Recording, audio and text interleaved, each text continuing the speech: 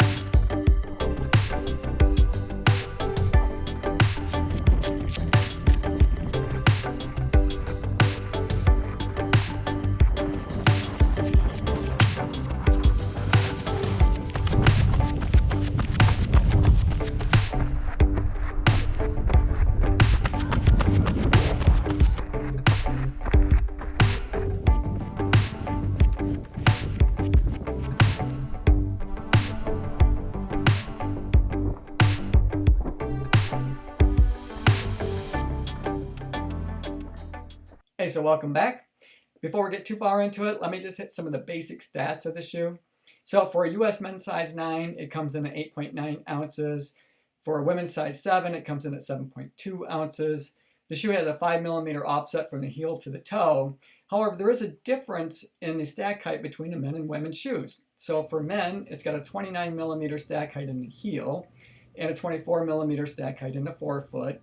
For women, it's a 26mm stack height in the heel and 21mm in the forefoot. It's considered to be a neutral road shoe. All right, so let's take a look at the upper now.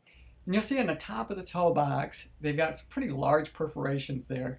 And that just helps to keep the air flowing, so your feet can stay pretty cool out on your runs. And I did feel comfortable that way. Around the end, you'll see some additional plastic or rubberized material as an overlay. And I'm sure that's there to give it a little extra durability. They continue those perforations down the side of the shoe back almost to the heel area. And again, that's for airflow purposes. Now I felt really secure and locked into the upper, so it's really comfortable that way.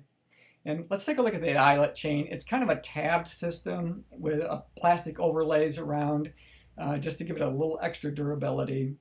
The tongue is pretty flat and comfortable. It seemed to lay fine on my foot. I didn't have any bunching up of that. I didn't have it moving around. And we'll look at the heel collar and the heel tab. It's got plenty of padding. I was comfortable. That heel counter tab extension with that flare, I'm not exactly sure what to make of that. That thing is huge. I know that you can use it as a pull tab to help get your shoe on. I just don't think it's necessary. It's very futuristic looking for sure, but it's just so big, as with most of this shoe, and we'll talk about that here in just a minute. So let's take a look at the midsole. Now Hoka states that it's the lightest weight midsole material or foam that they have to date, and that it's resilient and it's smooth. But the craziest thing is this extended heel. I'm not exactly sure what to make of that either. Just the same with that, big, huge flare on that heel counter.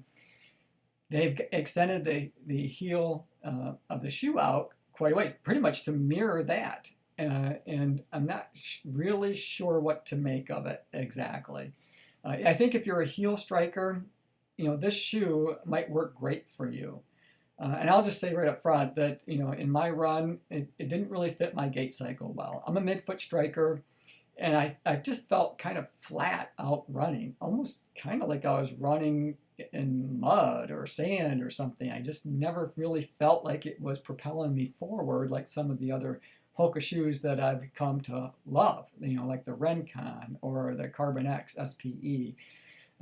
This shoe is outfitted with a meta rocker, sculpting of their foam material, but it wasn't that noticeable to me.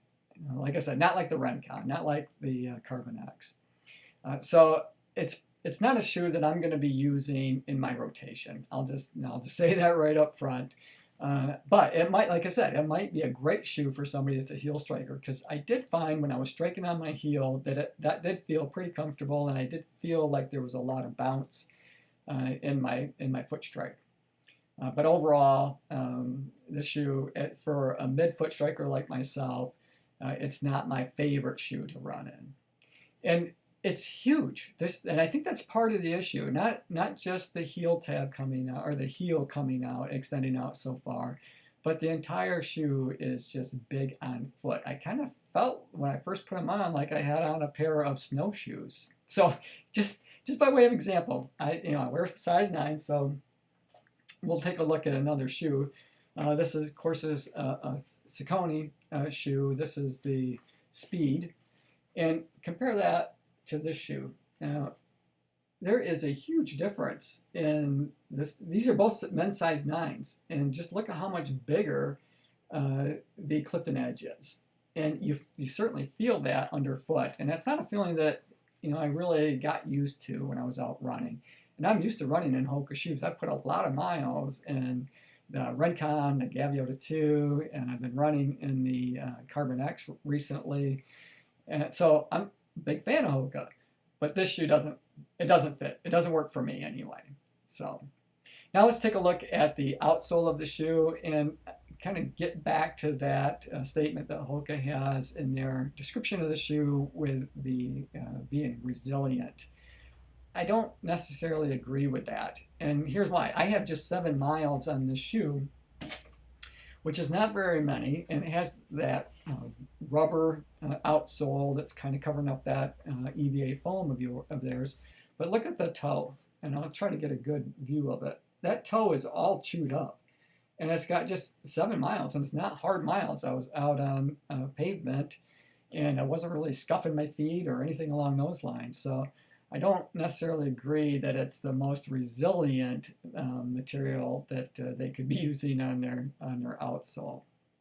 Hey, I hope you enjoyed this video. If you did, maybe give it a thumbs up. Thanks for making it to the end. I greatly appreciate it. Until next time, run tall, run strong. Thanks for watching. We'll see you soon.